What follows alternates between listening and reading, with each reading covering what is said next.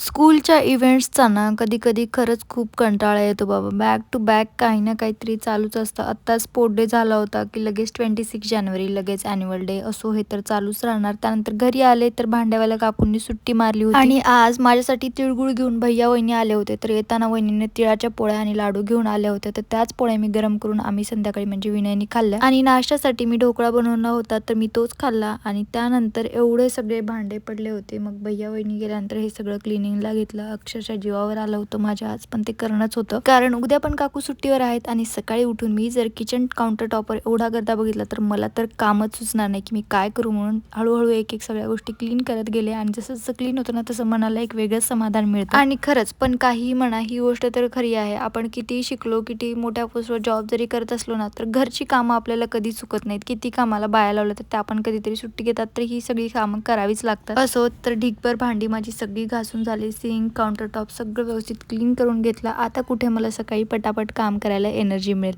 चला तर भेटूयात नेक्स्ट व्लॉगमध्ये. बाय.